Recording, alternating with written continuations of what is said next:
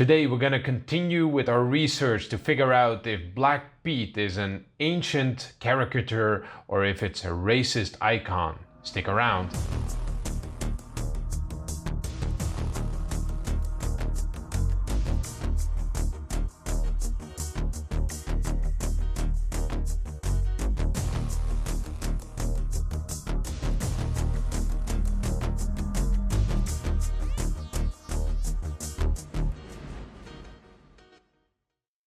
And welcome back, another Friday, another episode. Here we are again. Sinterklaas festival is gone in the Netherlands. It's the 6th of December and it ends on the 5th of December. So all the candy's gone, but still we're kind of in the atmosphere of Saint Nicholas, because the 6th of December is the day that Saint Nicholas died.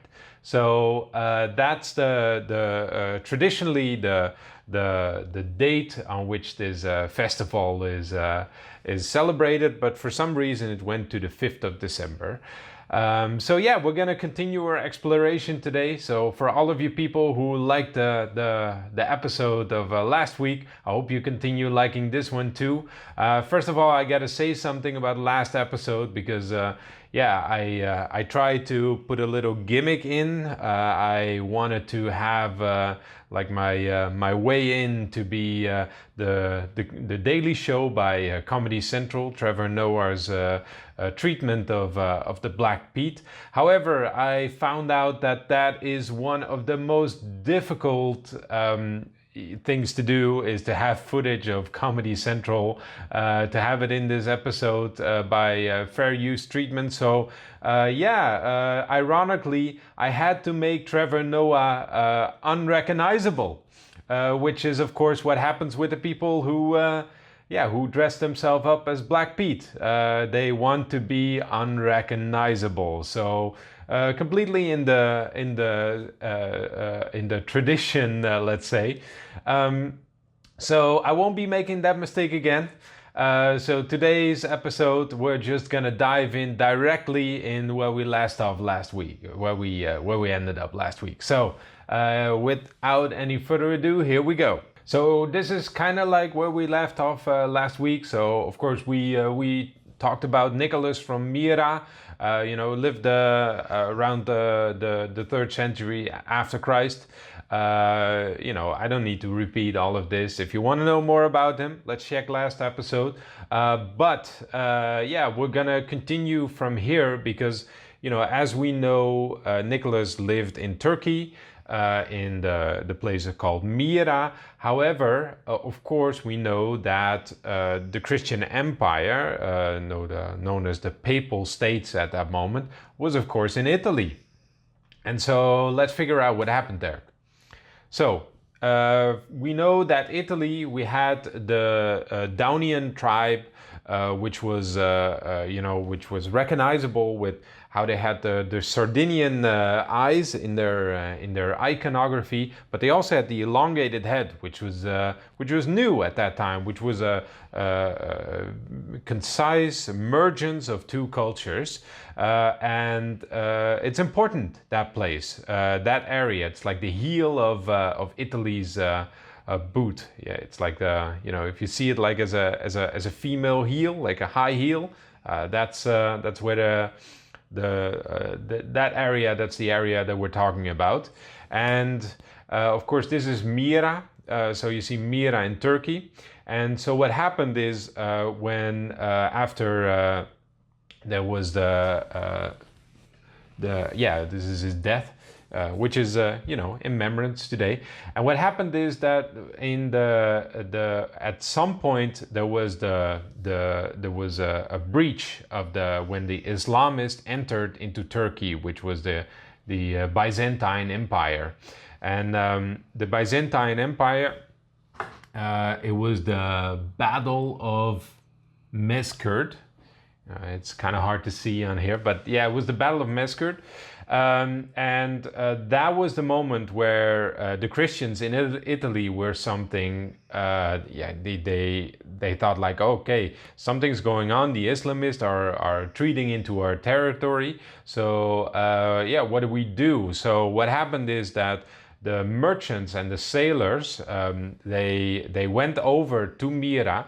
They went over to the where the remains were of Saint Nicholas. Saint Nicholas had died for a long time. We're talking 900 AD now, so around the first century AD, and they took his remains because they didn't want his remains to be in the hands of the Islamic people who were about to enter Turkey.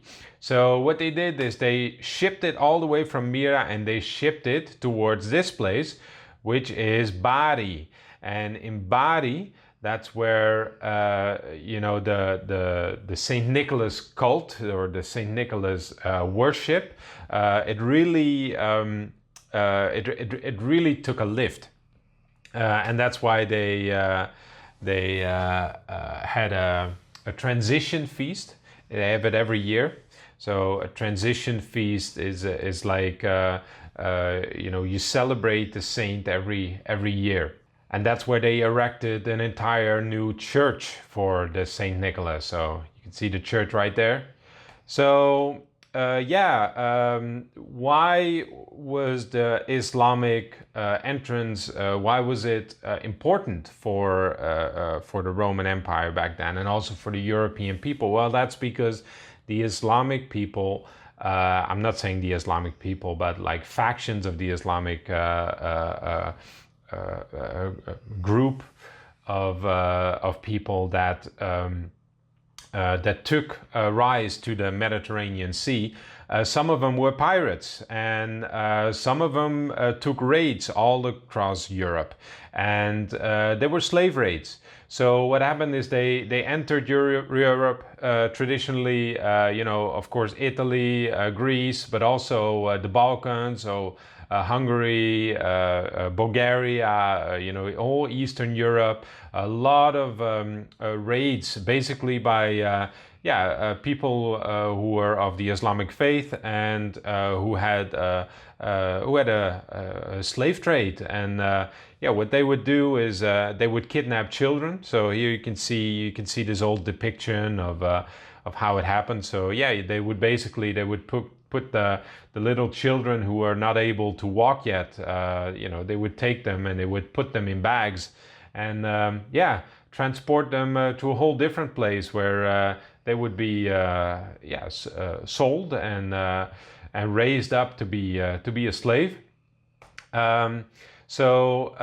These were commonly known back then as the Saracens, but there were more Islamic people back then, and so all of them basically because of course we can name all different areas where they came from, but by the Christian church they were kind of named by certain group names, and one of those names were the Saracens, and one of them were the Moors, but basically they were all Muslims and they were all enemies of the Holy Roman Empire.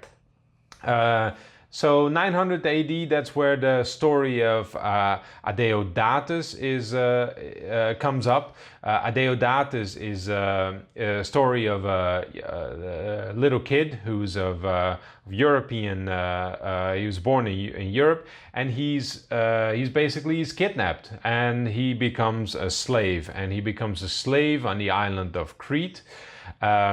And he becomes a servant of the island of Crete, and so he has to serve him at the meals, have to pour drinks and bring wine and all of those things.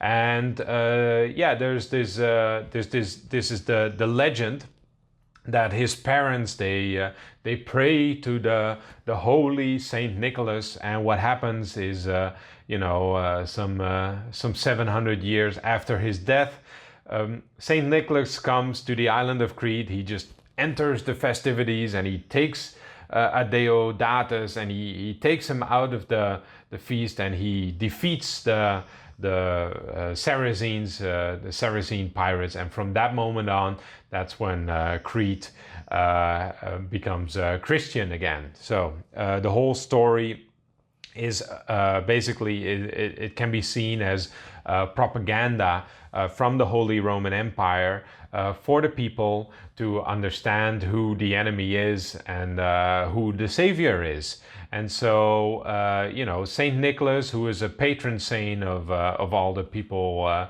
who are the sailors, the shipfarers, that's where he becomes basically deified.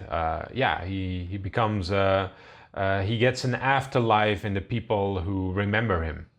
This is not the only story that was used back then. There's also here you see Nicholas and Adeodatus. Adeodatus also he enters into the legions of Saint Nicholas. He becomes his friend, he becomes his helper, he becomes his servant, and that's important for later on. There's also the story of the Black Madonna, which is in Positano, which is on the other side of Greek. So it's on the front of the heel of the boot, not the heel, the front of the front of the boot.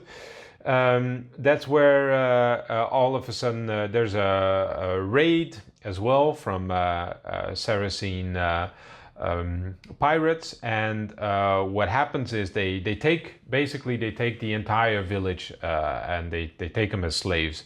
And they also take the Black Madonna, and the Black Madonna halfway across the sea, the Black Madonna rises up, and she impresses all of the slave traders, the pirates, and they get so scared they sail away. They sail back home to the Positano, and they release all of the people.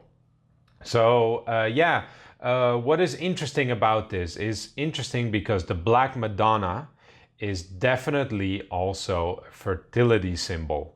And so this is where we get the connection back to the old origins of Black Pete.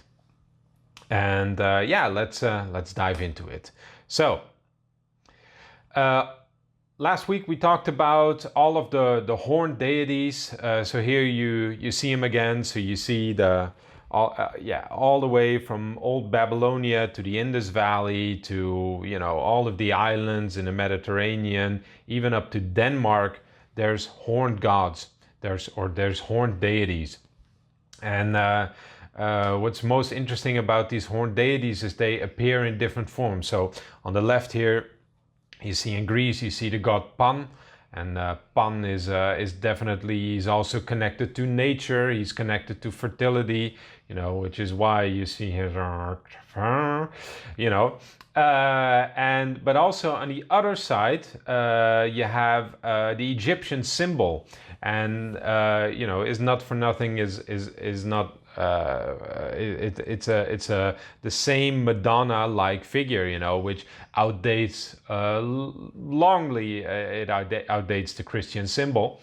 You also see the mother and child symbolism in here. Now that's a whole different story, but I thought it was interesting to notice that, just to understand that this horned deity, it can be male or female. It doesn't really matter. There's not a clear sex attributed to it. If we want to understand the deepest origin of this festival, we have to go deep into the Alps. There's this celebration of the Saint Nicholas Fest. They have a whole parade, and the whole parade is there's horned black deities in it. There's Saint Nicholas. There's the death itself. You can see him with a skeleton and what do you call it? A hoe, like a big hoe, and they have a procession. But in front of the procession, there's the most ancient characters of all, which are these. And I don't know if these have a name, but they're definitely horned. They have two long sticks on the top of their heads. And I always, when I saw these, I thought they resembled, the ancient Venus of Willendorf, which is also from Austria, but it's 23,000 years old. So that's before the last ice age. So it's a very old deity, and I thought, like, the thickness of the body, and there's I've seen other images of devils being the same, like having this massive thickness. Like I think it's interesting. So here you can see them a little bit better. What you can see is these deities, what they have is they have a whip. And a whip is an important fertility symbol, and I hope to explain you a little bit why. Because if you whip a whip, and the people who followed my episodes with Dr. Y.K. Lung, they might understand this a little bit better, because it's a whip is a transfer of energy. It's like a wave, So at one point you initiate some action, and then the rest follows. So it's like I'm putting an action and I'm putting something in a wave, and by that way, what these deities are doing is they're whipping basically fertility in the land, and that is the origin of what we call the roux. Because if you look towards what is the most what is the twig that is the most, that resembles mostly the whip-like characteristics, that would definitely be bamboo. And bamboo is that would definitely be the willow. And the willow is Europe's bamboo. Because wherever you find in Asia, you find huts made of bamboo. It's the hardware store of the jungle. That in ancient Europe would be willow. You make basket out of willow. They make houses out of willow. They make everything out of willow. And so that is why willow, or a bunch of willows, becomes very important, and they're gonna have the roux. And this is where you see in Vipiteno in northern Italy, you can see the devil. He goes into the crowd and he whips the people with the bunch of twigs, and that all is, it's a game. The participants do it willingly, but it's a fertility. And so you find in a lot of different cultures, the people who they're actually whipping is the young girls. The young girls need to be whipped for fertility. So very important, very old ritual, and very important practice. So with that, there's a different fertility symbol, which is the fire, the ancestral fire, as I'm calling it. So it represents the spirit within and without. It's not very uncommon for in all different kind of traditions that spirit is the embodiment of spirit is fire. There's ancient people of South America. They talk to the fire. They call him grandfather fire. That it represents the spirit of the ancestors, but it also can represent the spirit of humanity, and it can represent the fire within somebody. So fire is very important, and it connects with the spiritual ancestors. Now, it gives light in the darkest of days. So, the midwinter fest, if it becomes dark, that's when you need the fire the most.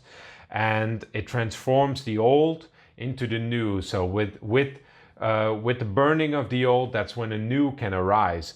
And that's where it also gives the ashes of fertility.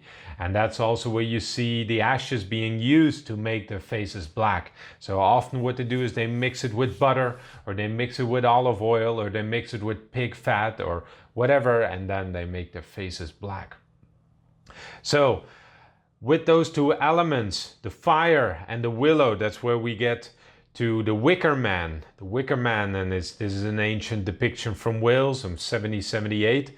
And yeah, this is one where they actually, you know, you can see people being locked into the Wicker Man. Now, I don't know if that is actually how far that tradition goes back, and it even could be that this is a form of propaganda. So propaganda by Christians who want to demonize the old pagan traditions, and they say like, yeah, they put this thing on fire and they put people in the Wicker Man. Now, it's not really known if that's what actually happened, but you can see if we zoom in a little bit closer, you can see on the left you can see a person with horns, and you can see on the right, you can see a person with a conical hat. So yeah, definitely both elements are they end up in this tradition as well, even up until the 18th century. And what they do, you know, the man that's made out of twigs from willow often, you know, because it's easy to shape things out of willow, they put it on fire. And the burning of it is a ritualistic symbol. Now, this is not only because it's seen as a Celtic symbol. However, it's not necessarily only a Celtic symbol. Why? Because this image that you're seeing right here, this is in Spain. It happens during the Festes de Maig in Badalona in Spain. And before they burn it to pieces on the beach, this is what it actually looked like. And every year they come up with a new costume, a new outer appearance, so they can look something like this, you know. So every year it might look a little bit different.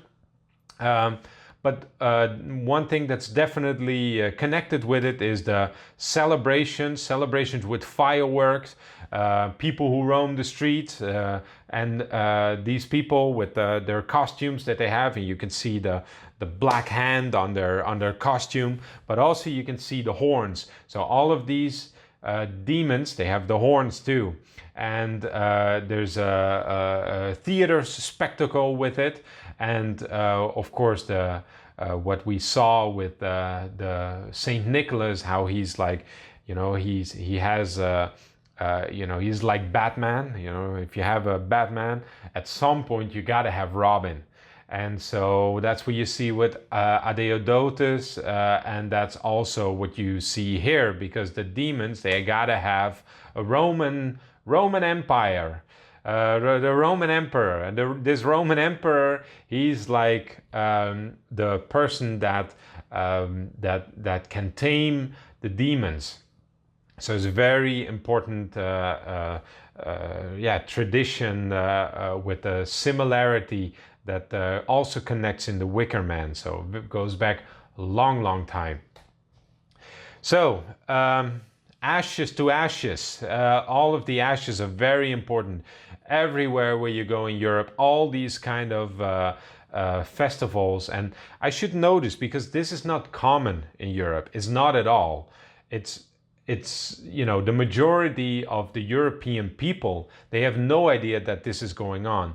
This only happens in particular villages, particular areas, you know, often where these traditions are safe the most is in remote areas, in the mountains, on islands, on different areas. So it's almost like they wiped it off afterwards.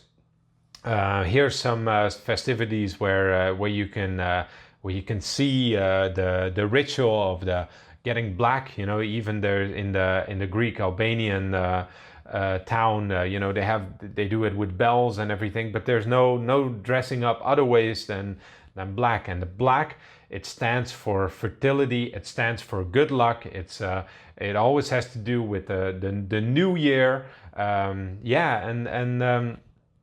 There's there's no, even with in Andalusia with the angel and the demon and the mixing up between it, it's all within good luck for the new year.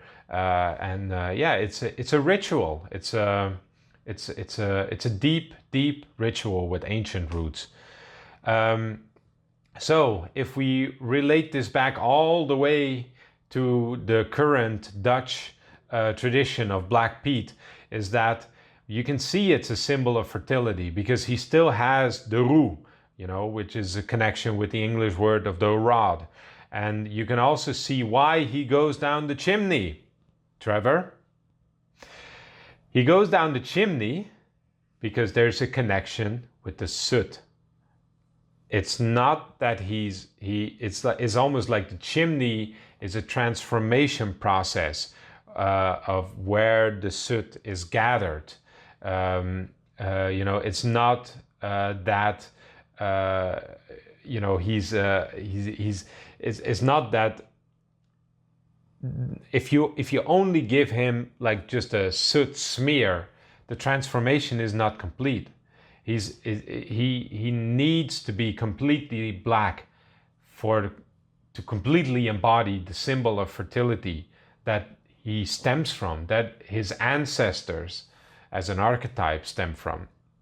So, understanding all of this, what about the afro and red lips, right? Because that doesn't make sense. If that clearly comes from some kind of Africanized stereotype, which is embodied into Black Piet as well. So for that to understand it, we need to go back to the horns. So this is all the way into Siberia. Now, Siberia is a long way away from Italy, and it's all the way up in the north. And there's no saying if this shaman was actually black or not, because it's a black and white picture. It's I think it's from the 18th century when this was made by a Dutch traveler. It's the 21st century. How about we AI optimize this? Now we cannot see if he's actually black. We have to imagine that, but he definitely wears the horn, and it's a shamanic ritual. Which contains the horns. And this is everywhere in Europe. You can still see little remnants where they all have the blackface and the horns. The blackface and the horns, they go together hand in hand everywhere. You could say if it's just one spot, it's like, oh, maybe it's a merger of different kinds of rituals, but the fact that it comes all the way, all the way across Europe, it's connected. The black horns and the horns and the blackface, they go together.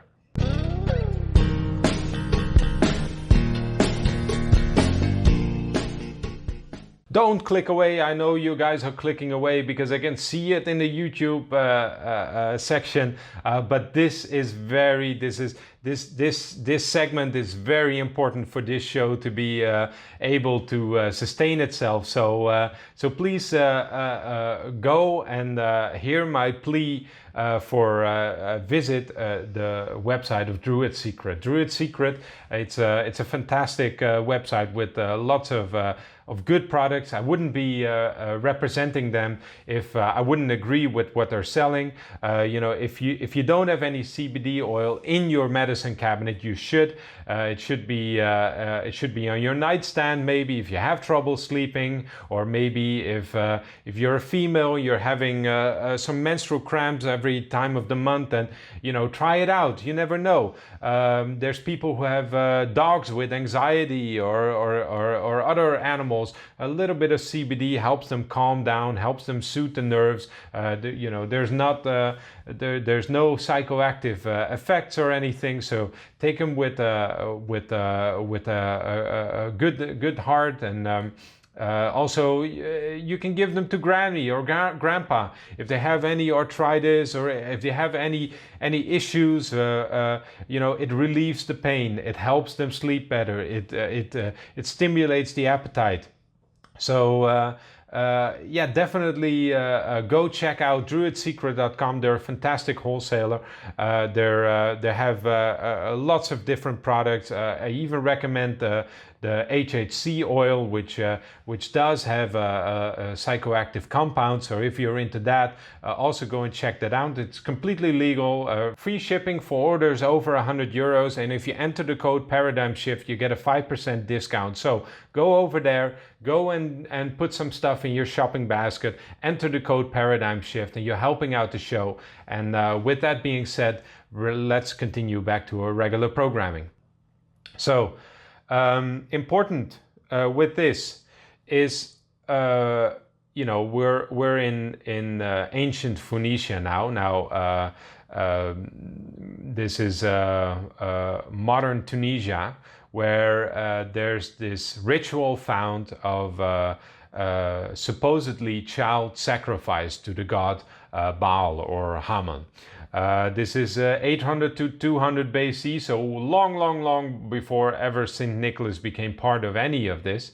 And this is Carthage, which is modern Tunisia, and it was back then it was part of the Phoenician Empire. And the Phoenicians, they were the counter culture, or maybe you could say the enemies of what was the main culture, or what would become our main culture, which would be the Greece.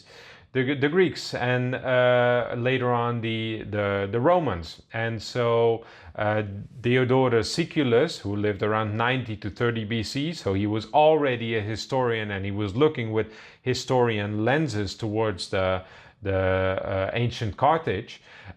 He would say that there would be a child sacrifice. And that would mean that the ancient people of Carthage, they would sacrifice their children to the god Baal, or Baal Haman. Now, we don't know if this is an actual fact or if it's possible propaganda. However, we have found circumstantial evidence, and we have found urns with animal or either animal or child remains. And we have found them near the image of the god Baal. Now, again, we don't know if this is evidence for child sacrificing, because, you know, you can imagine that if you have, let's say, a stillbirth, or, you know, your animal that dies, you know, you could cremate them, and then you know, offering them to the god of fertility, you know, because you want the old to turn into the new again. It would make sense. There's no saying if child sacrifice actually went on. We have no eyewitness testimonies for it. There's theories. And this is the only spot where the theories take place. So yeah, so but however, interesting is that also this place, the priests, they have elongated heads or headwear. Now you might say, what does this have to do with the traditions that the rituals that happen in Europe? Well, this is modern Italy. And this is where people give their young children, they give them to the devil. And the devil makes the face black of the young child, and then he gives him back to the parents. And that is good luck. And it's an initiation for your young children. So yeah, very interesting parallel, and still going on in modern day Italy. So, let's give the devil its due. There's some names there, you know, forget about those right now. So, we have Pope John X, who lived, which is, by the way, it's, if you ever want to make like a movie that's something that you want to see, how about John X? You know, X, of course, stands for the 10th. He's the 10th John, Pope John, at least in this era. 10th century AD. And this was the Pope who actually he was a military strategist. He made sure that there were alliances with all different areas around the Mediterranean to make sure that the Saracen pirates, they were defeated. So yeah, we can optimize his image. He looks in color. Thank AI for that. Yeah, so this is where the era where child abduction got reinforced with the archetype, and the archetype of the devil, because who else would take children than the devil? And this is where you can see the emergence. So you can see even in the Netherlands we have Black Piet. He has a sack, and if the children are bad, he takes the children and he puts them in the sack. And other areas, the Krampus, he has the basket, and he put the children in the basket. And what you can see is that where in Italy Adeodatus became the sidekick of Saint Nicholas, in the counterculture, which is all of the rest of Europe, where the papal states were not dominant, that's where you see that the fertility demons became the sidekick of Saint Nicholas. And this is where you see, everywhere in Europe. So you see in the Alps, you see in Austria, Czech Republic, everywhere you see these demons. And in some parts they're purely demons, in other parts they're black demons, But they're definitely, there's a mixture of that. So in Austria, this is where they became crystallized as the Krampus. And that's what these demons are usually called. They're the Krampus. And so there's these festivities, so you can see them dressed up with a nice backpack where you can put the children in, and you can see them putting the children in, but also giving them gifts. By the way, the gifts that the Krampus give, they're not candy. They're not like all the bad stuff that I'm eating here, because it's all sugary treats and everything. They're apples. They're nuts. They're fruits. They're all of these things. Things are way more healthy. Things that are actually good for you. So very interesting. So how about that? With all of that knowledge, let's get into why did the Krampus become the Black Piet, which was apparently was a Moor. So there's the Renaissance perception of the Moor, which is obviously the Moors and the Saracens, and all of them, they'll get lumped in together. And most of them, they were of Arabic descent, and some of them were of African descent. But most of the Saracens, they were of Arabic descent, and it might have looked like this. However, you could also have the Moors, and you can imagine that in Northern Europe, there wasn't really an understanding of which people you were actually dealing with. You couldn't Wikipedia that shit, or just check out like, oh, who is actually which cultural background do I have to deal with when thinking about the Moors. No, there was just a generalization, and there was this idea of admiration. And why was there admiration? Because the Islamic culture before medieval Europe, the Islamic culture was what is at a high point. So they had a lot of knowledge about the world. They had maps. They had really a high culture in Northern Africa and the Levant. There's an admiration for that, and there's a exotic idea of what these people could do, so there was a kind of like looking up to them, but also racial prejudice, and the fact that they raided children also probably didn't help that, so and at the same time possibly with the African stereotype, there might have also been the idea that fertility. I think this got further and further along as time went on, and racial prejudice became merged with some sort of scientific theories at the time. So that's where that's kind of in a nutshell. And of course, you can elaborate this on this way more, but we only have so much time. This is the kind of like a perception. And then what happened is that over time, when Europe grew and in their culture, and the Arab world diminished in their culture, that's when it became fashionable for wealthy people to have a page, and mostly often of Muslim or African descendants, and they would be a servant, and not always a slave. However, often they would be slaves. So you would buy them at a slave auction if you would want one. But however, also there would be occasionally there would be people who would just come from a background that was impoverished, and they would be happy to serve for someone who was more wealthy.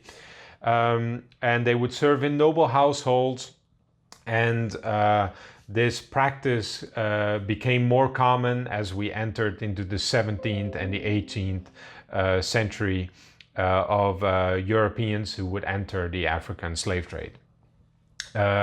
So you can see a picture of what a Moorish page would look like. And this is very interesting if we enter into Spain, because if you think that the Dutch red lips are their racist iconography, then in Spain there's this festival in Alcoy, and there's 100 of these pages. Not 100, 1,000 maybe, and they're kind of like Black Pete. They, however, they're not the helper of Saint Nicholas. They're the helpers of the black wise men that come to visit Jesus. So, for those of you who are not Christian, Jesus is born, and the three wise men come to visit him.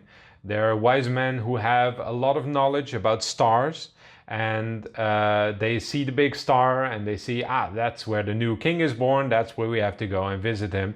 And one of the wise men, his name is Melchior, and he's a black man. And these wise men at least here in Spain, they're called the Magi or the Magos. And that's very interesting, because if you've seen my episodes about the Ura Linda, that's where we talk about the Magyars, and that's where I connect them to these people with these elongated headwear. So, interesting correlation here. However, here in this particular village, because this is not everywhere in Spain, this particular village in Alcoy in Spain, this is where the black wise man, he has all of these thousands of pages that come and help him, and they have the little hat, and this is him. He rides a horse, so very interesting, because this is the first time that often we see Saint Nicholas. We see him walking. But in the Netherlands he rides a horse, and this is also where the black magi, he rides a horse as well. And you can see that the black pages, they go and they have ladders, and they climb up the ladders and they bring presents into the houses. So similar to the Dutch version, where we have a lot of Black Peets. You know, we have a boatload of Black Peet, and they all come up into the houses and they bring presents to the children. So, how then about his costume? Because, you know, if you look at this, you know, this is not the costume. It doesn't resemble at all the costume of Black Pete. So if we go towards this particular image, so here we can see a herald in the parade of the Spanish king of 1529. This looks very much like Black Pete. And why is that the reason? Well, because the reason is that this is not traditionally what a page would wear. Traditionally, this is what noble merchants or people who could afford something, that's what they would wear. And so a couple of years ago in Amsterdam, they said like, well, we need to make a modernization of Black Pete. So that's where they eliminated the blackface, because they, you know, in Amsterdam there's a lot of people with black skin color and they don't want to offend them, so they just put the soot face. But they got the costume right, because the costume was based on the 16th century Spanish merchant, and so that's where the costume comes from. So it's very intriguing that if we would be talking about slaves, if we would be talking about servants, then why would they get this outlandish outfit that would give them richness and that would give them wealth? And this, I think, is a very interesting correlation, or not a correlation. It's not really. It's fiction. When we talk about Django Unchained, you know, who was a slave, and the moment where he got out of slavery, that's the moment where he had some money as a bounty hunter, and that's when he bought himself a new costume. And so we have to understand that this is not just a flat, simple black and white story. There's layers and layers and layers on top of all of this, and there's layers towards there's layers on slavery, and there's layers on these traditions. And it's not just that there's just a simple that there's the white man and he suppresses the black man and that's the story. It cannot be near that story, because you can see how complex that it is. So in Italy, in the same village that I just showed you, we have where the devils they hit the people. There's also it's Vipiteno. They have the Krampus and they have the Moors, and they're incorporated both as separate servants of Saint Nicholas. So the devils, they hit the people for the fertility. That's still all there. But the Moors, they're there to help Saint Nicholas, to get him out of the horse, and he travels in a car or something like that, and they help him. They carry the presents, they bring the presents. So it's much more laid out in front of you instead of the condensed version. So and also it's very good to know that there was a cultural exchange between the Netherlands and Italy in the 15th century. So have a look at these. So yeah, if you're in any doubt where Black Pete comes from, then this is a good transitional picture. So what we can see then is that there's a Renaissance European trading network, and there's a lot of cultural exchange. And Saint Nicholas has become the saint of the sailors and also the shopkeepers. There's a lot of going on, merchants who are traveling everywhere, who are selling stuff. So what happens is, from Italy they go to Spain, and from Spain they go to the Netherlands, and lots of things going on. And then what happens if you go to Germany? That's also where you see the Moors represented, and that's also where he has a different helper. And I'm not gonna get into that right now, but if you guys want, I'll make another episode. So let me know in the comments if you want more of this explanation of how these festivities came to be and how they're culturally connected. Then I have another episode lined up for you, because there's more stuff. And yeah, if you want to know more about that, then put something down in the comments. Say in the comments like, yes, I want to see more of this. I want to hype this up. Then I know that you guys want another episode, and I'll be ready to make one in the works for you. And I'll also be connected to the origins of Santa Claus. So if you want that, let me know. All right, so yeah, so this is the helper. So he's in Germany, he can be black, but he also can be white. So that's already a heads up for you, you guys. So the Reformation. So what we have in the Netherlands, it mostly comes from Germany, from Luther. Luther, who basically at some point says, well, these Catholics, they're just they're bamboozling you with all kinds of art and depictions, and it's not about the real spirituality anymore. So we need to do away with all of the depictions, because it's clouding our spiritual mind, and we should have churches which are clean and white walls and just me and God, and that's the only thing that should be in the spiritual realm. And so what happens is you get iconoclasm. So everything disappears, including Sinterklaas. So the typical tradition of the Roman Catholic priest or saint, he disappears. So what happens then is you get Black Klassen. So here you can see one on the left. It recently has come into resurgence again after the whole Black Pete debacle. And on the right you also see you see a different helper with a big red nose.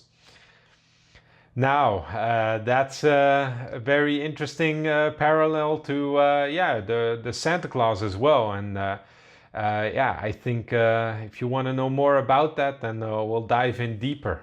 And lastly, I want to say that if when the ever since the Saint Nicholas became banished in the Netherlands, that's when you get a resurgence of the pagan traditions. So this is an image that came from Terschelling. Terschelling is one of the islands in the Netherlands, and what they would do is they would dress up in the helm grass that would be from everywhere on the island, and they would carry like dead rabbits or dead ducks, and they would enter into the houses, they would scream. So very much like the Krampus, very pagan, ritualistic, very much resembling the willow and all of that. So very, very ancient.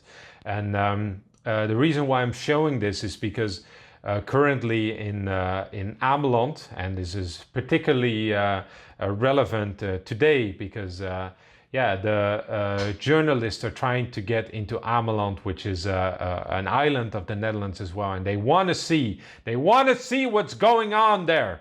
Well, I mean, it's quite obvious what's going on there. They're having a game. They're having the same ritual that's being held everywhere else in the world, except what they do is they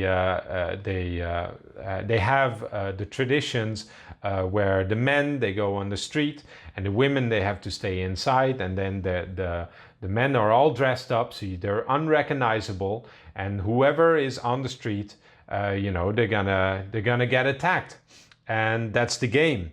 And this is the reason why women go outside, because they want to see, they also sometimes dress up in the same costume as the men, and they see if they can get recognized. And if they do recognized, well, there's a severe punishment. So you can see how this gets the adrenaline going.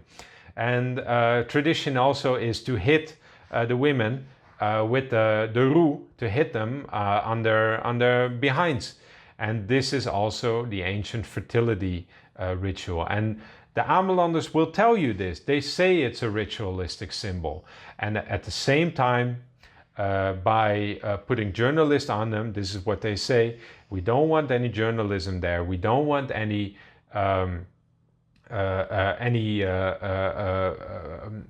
knowledge being spread around this, so people go and visit them. And the reason for this being is because they have seen what has happened to Black Pete, and now there's talk from feminist organizations to say that we must forbid this ancient ritual. They call it Sinterklaas. We must forbid Sinterklaas, and the reason is because women are being mistreated, and that's not very feminist for this age. So you can see this modernistic kind of way who wants to forbid all these ancient rituals. So so that's the end chapter maybe of this presentation. So so I'm giving it up to you. Black Pete, it resurrected after the Reformation. It got it became a worldwide festival, not a worldwide, a nationalistic festival in the Netherlands.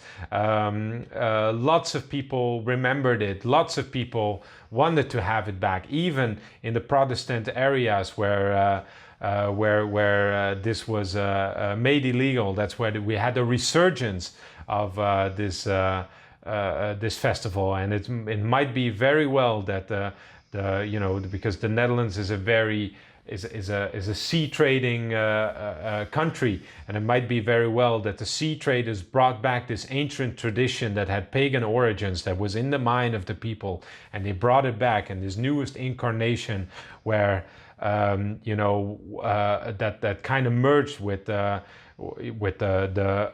of the traditions that we saw before, and it also might have merged with some of the slave trade that went on in the 18th century, where people had an idea of what African people look like, and that's maybe where the hair came from, because that's the only thing that's very typical Dutch to do this, as far as I could see. And it got reinstated as a holiday in the 1900s. So the earrings, the black hair, the curly hair.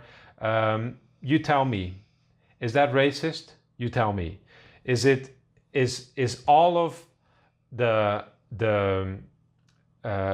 backstory that I gave you, does it weigh up against the similarities to the African stereotype? Let me know in the comments if you think that blackface this should be labeled as blackface, and therefore the tradition should be adjusted top down, or should the people of the Netherlands decide for themselves how the celebrations should be taken place? Let me know in the comments what you think, and also think about it. If you have something that is dear to you, if maybe you very much like the Santa Claus, Christmas or anything like that, and some outsider force would tell you that you would have to change it because they have problems with it, then what do you think is the right thing to do?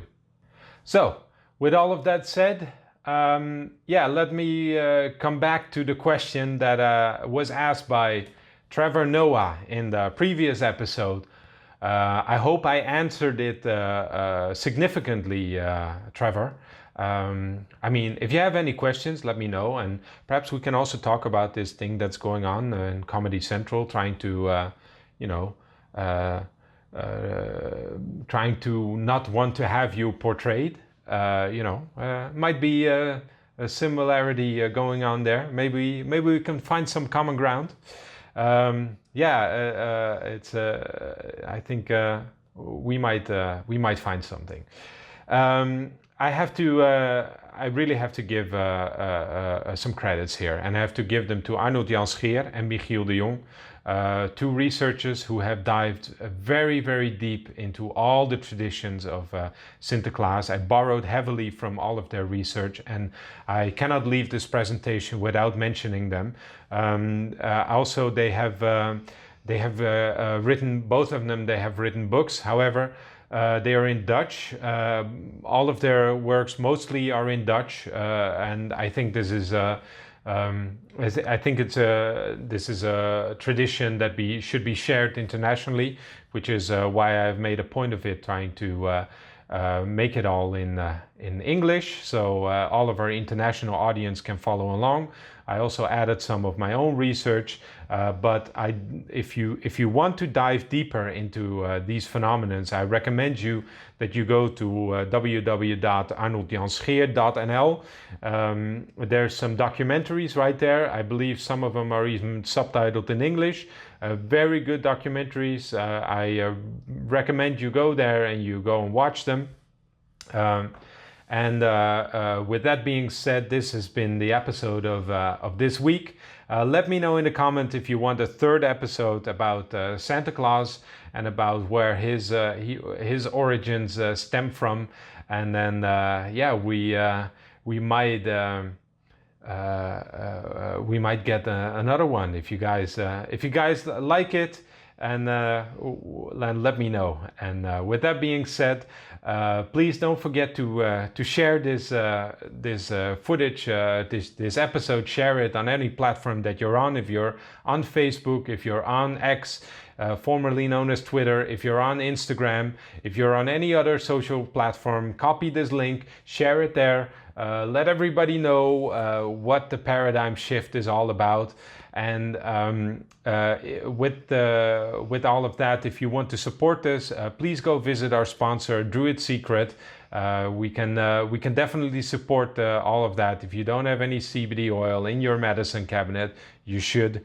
It's a wonder potion, just like snake oil. And lastly but not least, please leave a comment. If you're not subscribed, it's completely free. Nothing gonna cost you, but it helps out the channel a lot, and we need to get to that 1,000 subscription followers if we want to get some revenue back and we can keep making this. So all of that, if you want to support the show, if you liked all of this, you know what to do. And with that, we'll see you next week.